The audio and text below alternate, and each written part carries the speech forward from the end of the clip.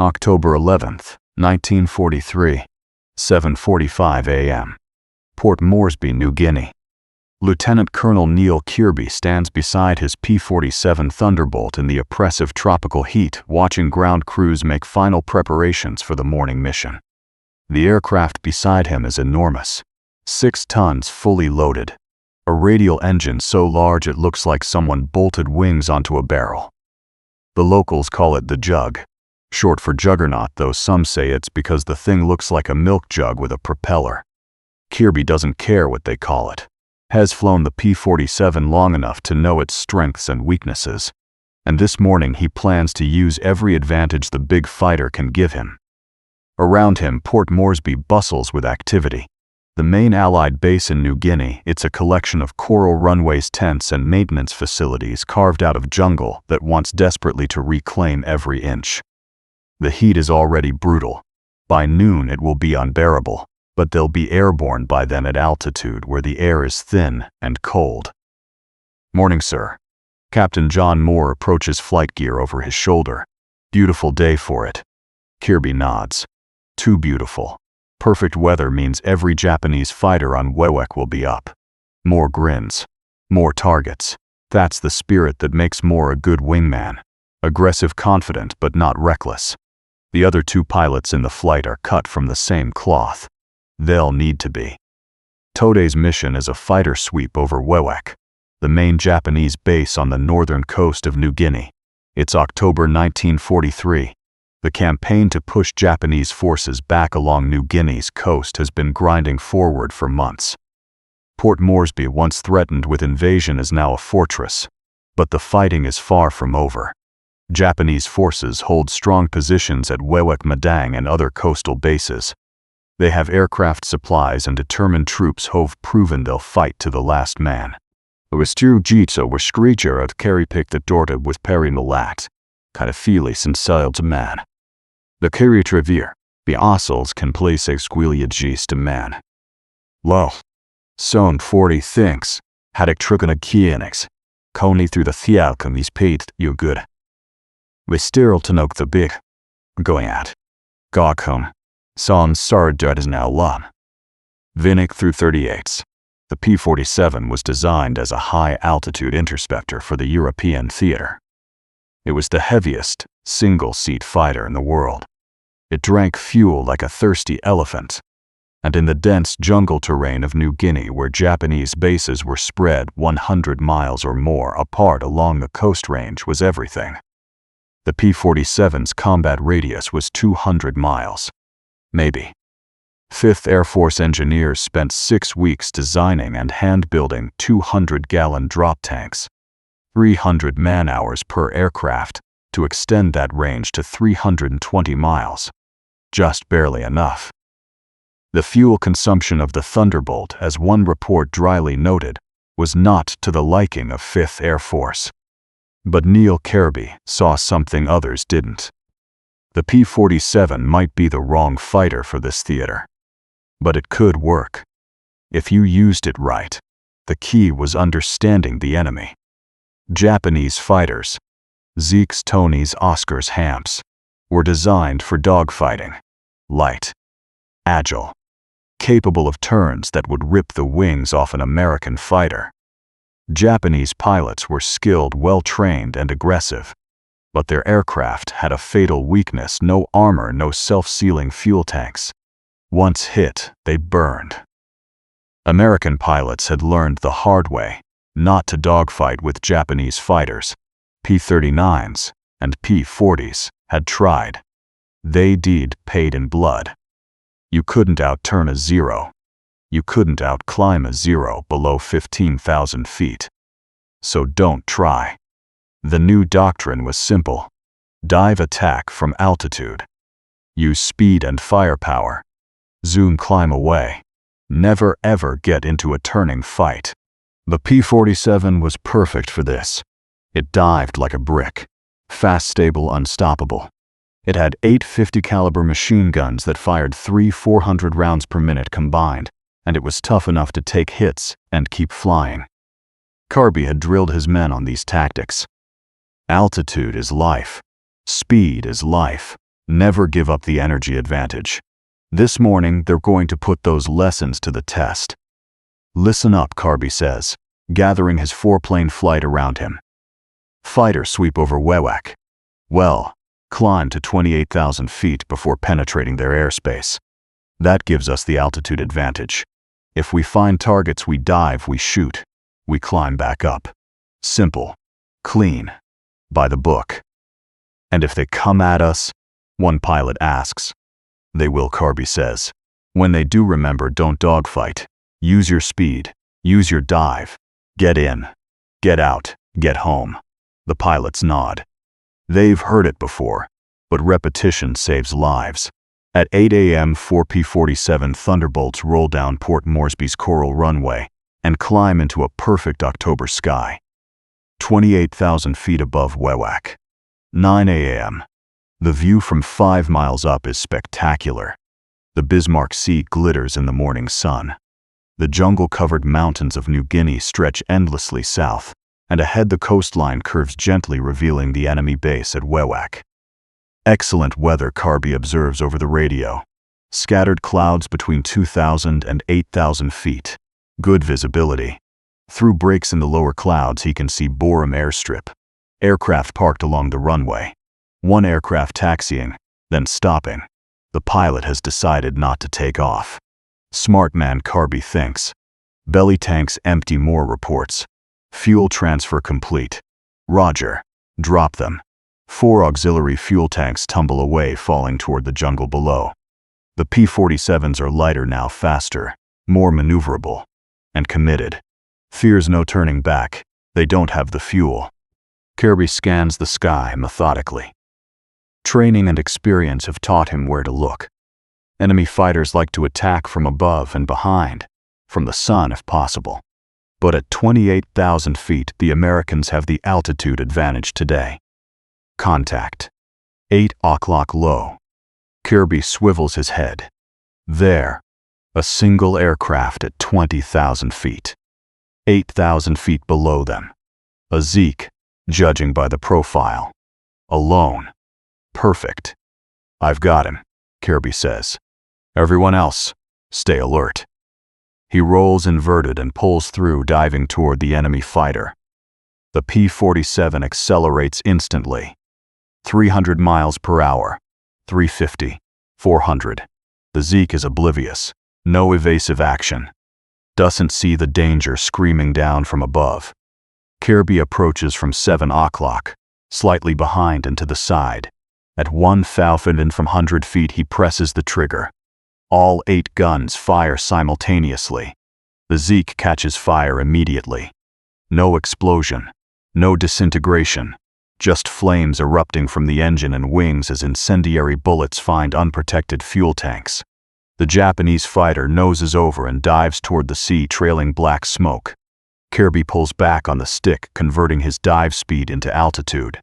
The P-47 zooms upward, climbing back toward 26,000 feet. Splash 1, he reports calmly. First blood. But as they level off, scanning for more targets, Moore's voice crackles over the radio. Jesus Christ, look at this. Below them, approaching from the east, is a formation that makes Kearby's chest tighten. 34 Japanese fighters. Zekes, Hamps, and Tonys, flying in loose formations between 10,000 and 15,000 feet. And below them at 5,000 feet, 12 bombers, type unidentified. 2 choices. Turn away, report the formation, let someone else handle it. Or hit them now before they organize. Kearby makes his decision in a heartbeat. We're going in. Dive attack. Hit the fighters, then climb back out. Stay fast. Stay high. 4 against 40? Someone asks. 4 with the advantage, Kearby says. Let's go. He rolls into a dive, targeting a Zeke in the loose formation below. The other 3 P-47s follow. The Japanese still haven't seen them. At 1,500 feet, Kearby's flight opens fire. The Zeke ahead bursts into flames instantly. The pilot doesn't even try to evade. Has dead before he knows there's a threat. Kearby pulls slightly left, acquiring a hamp.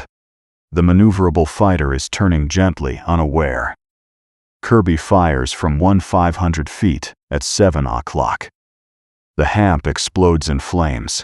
He looks up, another hamp turning slightly left. Kearby adjusts, fires from slightly above at 8 o'clock.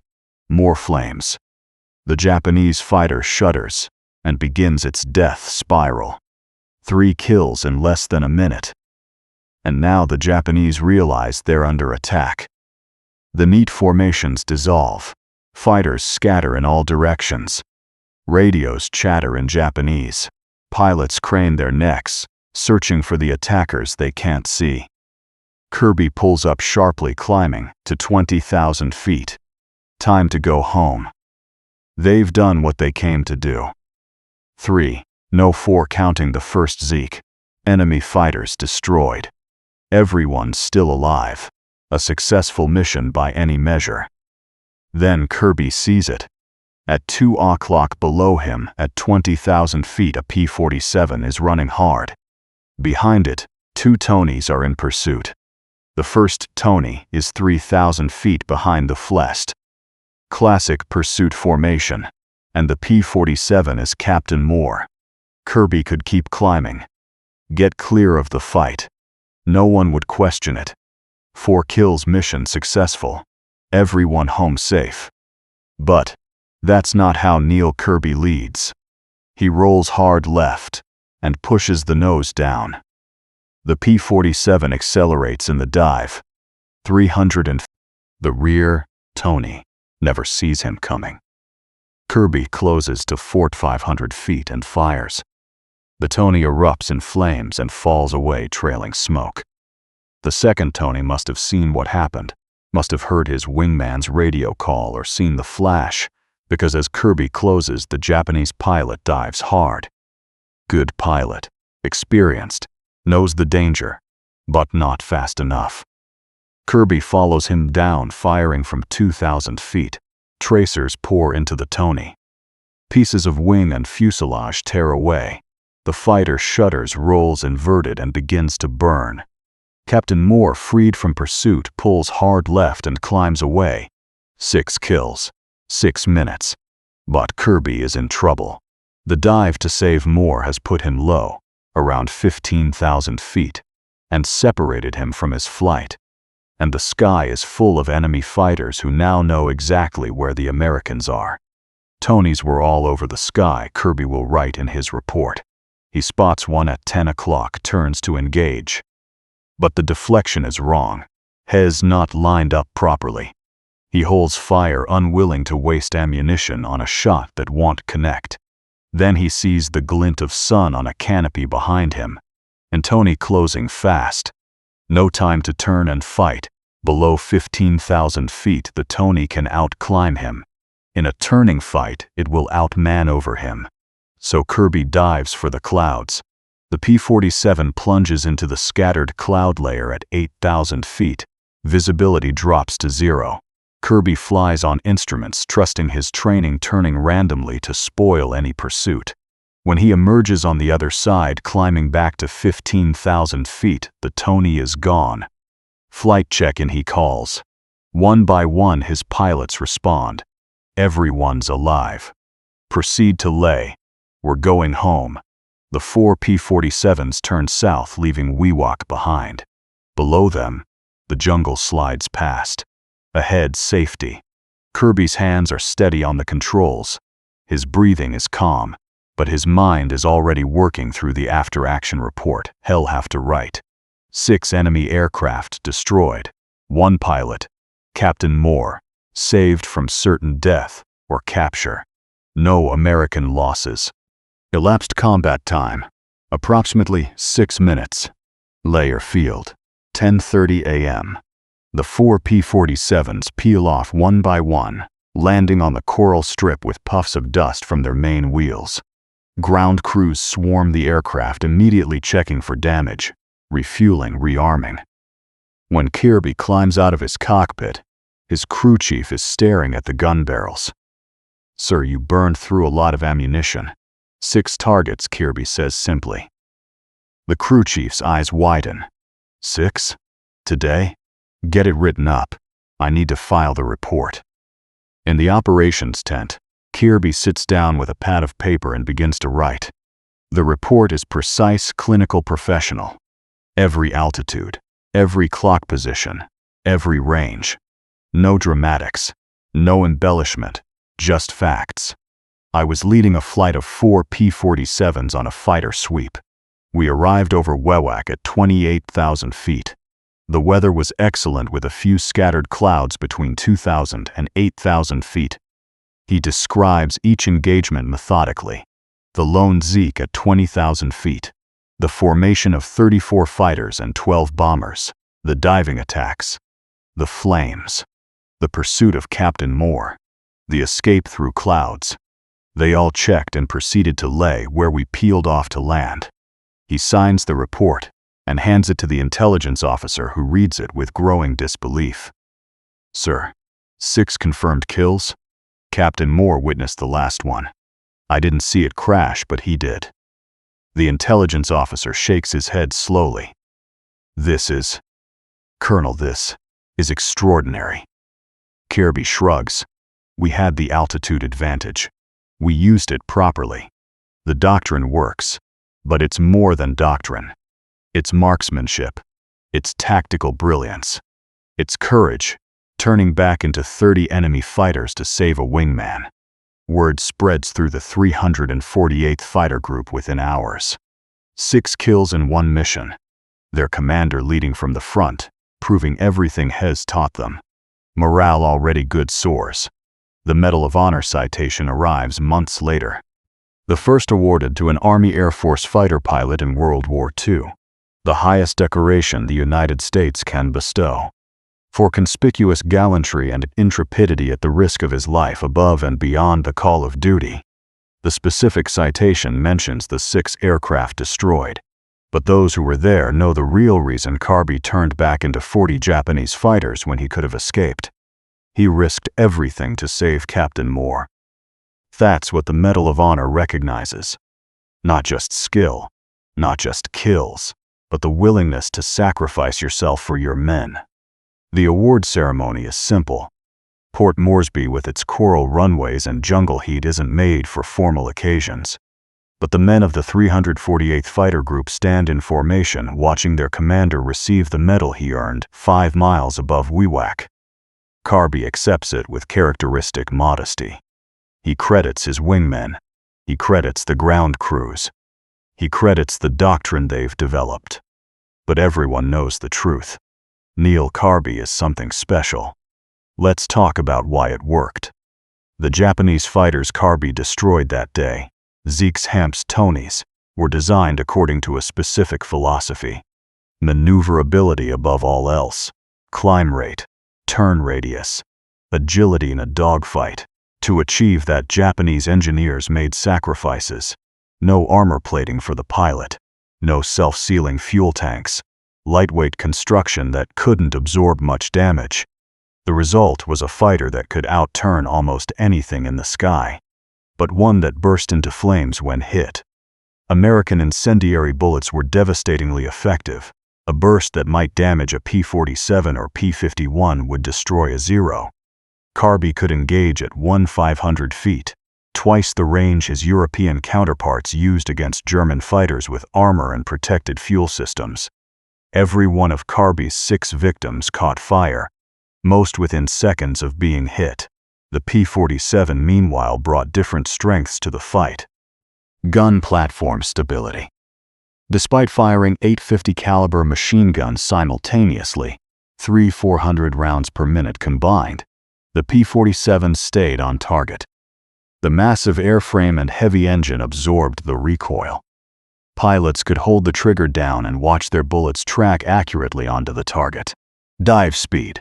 Below 400 miles per hour, Japanese fighters could maneuver well. Above 400, their controls stiffened, their wings began to shake. The P-47 could dive through 450 miles per hour comfortably.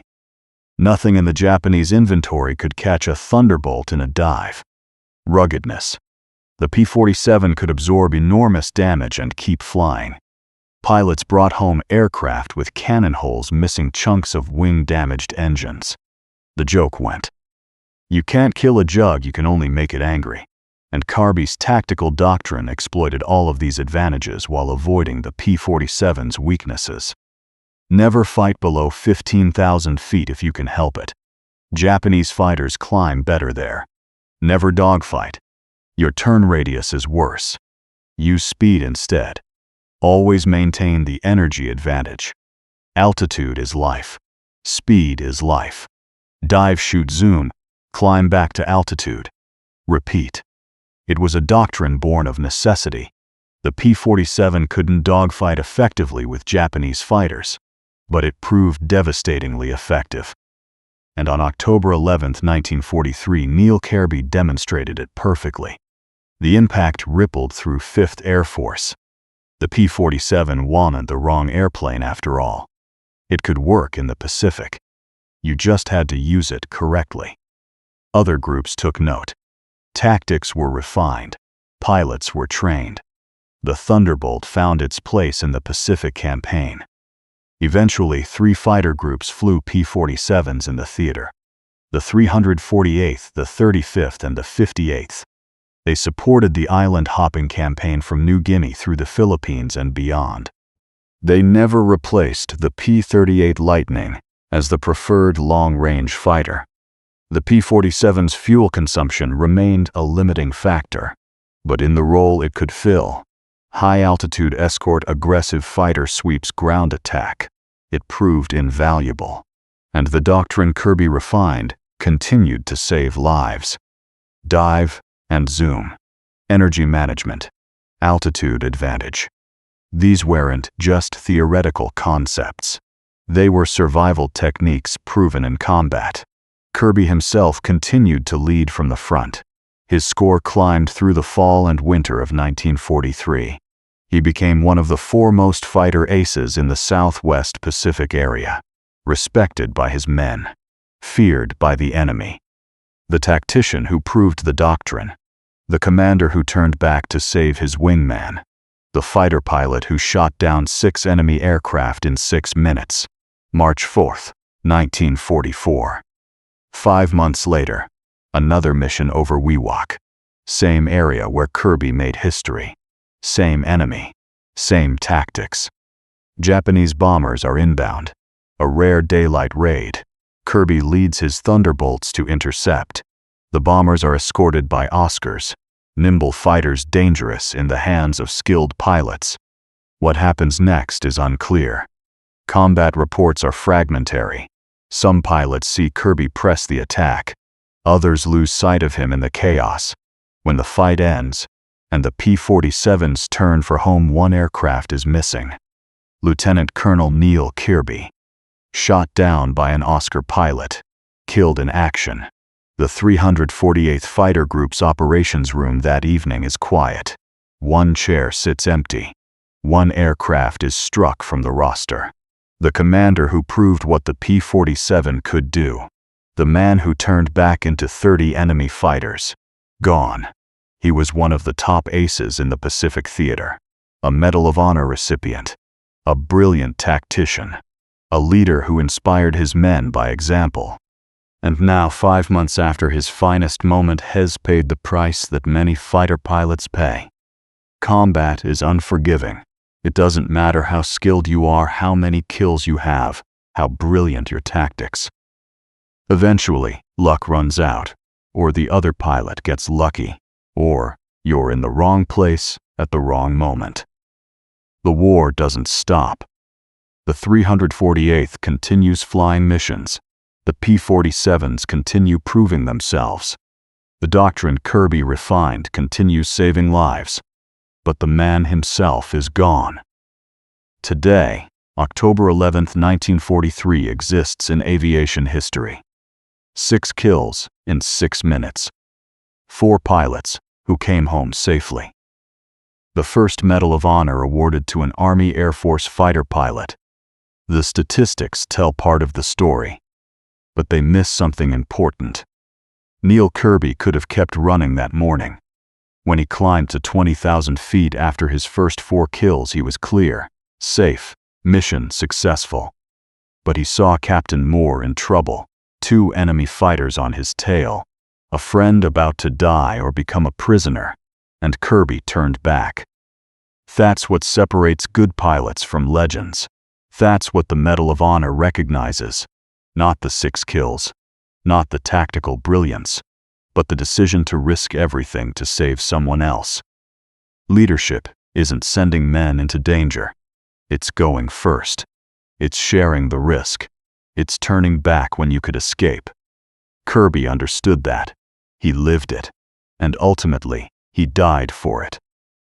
The P-47 Thunderbolt proved itself in every theater of World War II. Europe, the Pacific, the Mediterranean, China, Burma, India. It destroyed more ground targets than any other American fighter. It escorted bombers deep into enemy territory. It fought and won against the best aircraft the Axis could field. But its greatest vindication in the Pacific came on October 11, 1943, when one pilot showed what proper tactics and courage could accomplish. 28,000 feet above Wewak. Perfect October morning. 4 P-47s against 46 Japanese aircraft. And 6 minutes that changed history. Neel Kearby's after-action report ends with characteristic understatement. They all checked and proceeded to lay where we peeled off to land. Professional. Modest. Complete. The voice of a fighter pilot who became a legend. 4 aircraft taking off into a perfect October sky. A commander leading from the front. 6 minutes of combat at 5 miles altitude. 6 enemy fighters destroyed. 4 American pilots coming home. And 1 man who proved it could be done. That's the story of how one P-47 pilot shot down 6 Japanese fighters in 6 minutes and won the Medal of Honor. But more than that, it's the story of leadership, courage, and the decision to turn back when you could have run away. Neel Kearby made that choice. He paid for it 5 months later, but on October 11, 1943, he showed every fighter pilot who came after him what it means to lead. Not from the rear, not from safety, but from the front. First into danger, last to leave. They all checked and proceeded to lay where we peeled off to land. Mission complete.